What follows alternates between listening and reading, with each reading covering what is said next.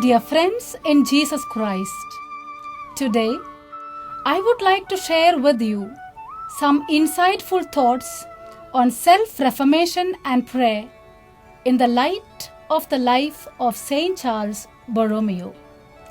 Self-reformation and prayer are two intertwined spiritual terms in which one divine experience of connectedness to God leads gracefully to the consequent happening of self-awakening and thus to self-reformation.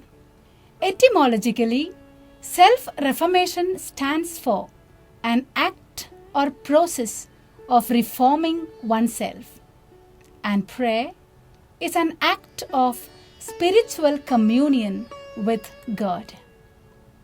Let us take a few sacred minutes of spiritual delve into exploring these two expressions in the light of the gospel which St. Charles Borromeo held so dear to his heart and accordingly patterned his daily living.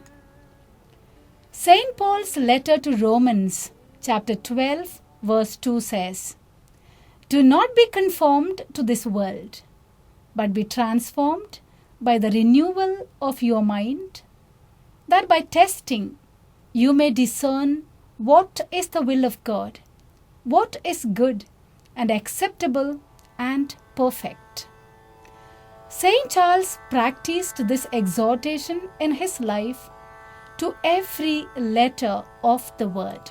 The life and works of St. Charles Borromeo has been one of profound experiences of prayer and self-reformation. His daily spiritual nourishment from the reservoir of divine energy elevated him to be a renewed person in God, ever shining in good works of charity and reform.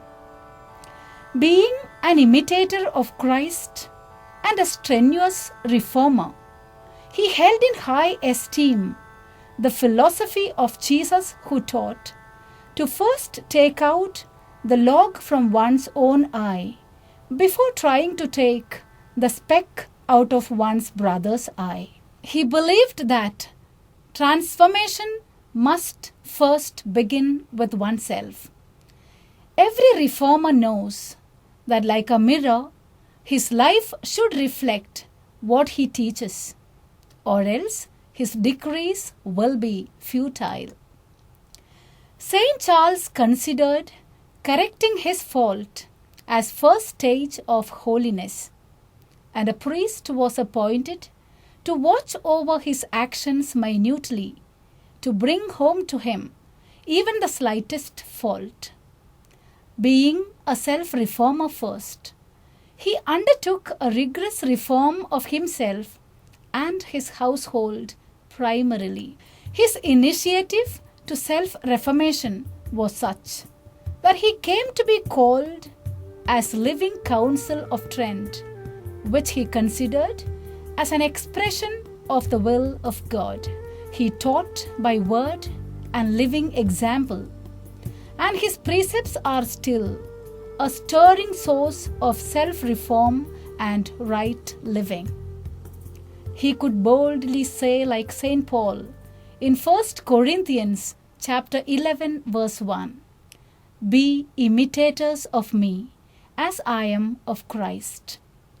St. Charles defies us today asking, is there any disharmony in us between our word and our deed?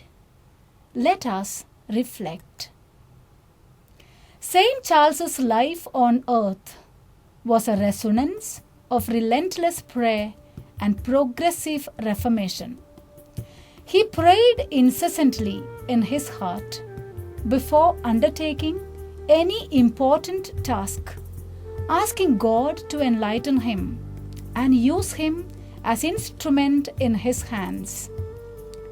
If we would call a person who works as worker and the one who plays as player, shouldn't we call someone who prays as prayer too? St. Charles Borromeo became the prayer that he prayed and resultantly was self-reformed first in the ways of holiness and righteous living.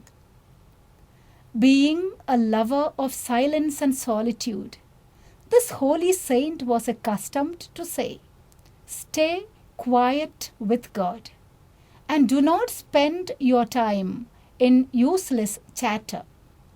He would spend long hours at night in mental prayers, reading holy scriptures, meditating on the mysteries of redemption and creative works of God. He believed that a bishop's garden should be holy scriptures and that humility is the foundation of man's true greatness and apostolic fruitfulness.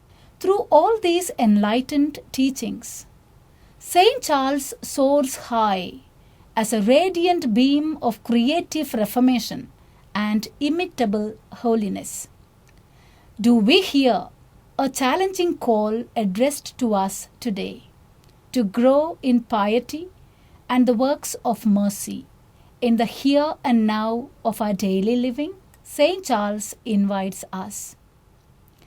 Dear friends, we see in St. Charles Borromeo a graceful blend of religious piety, self-reformation, and Christian charity.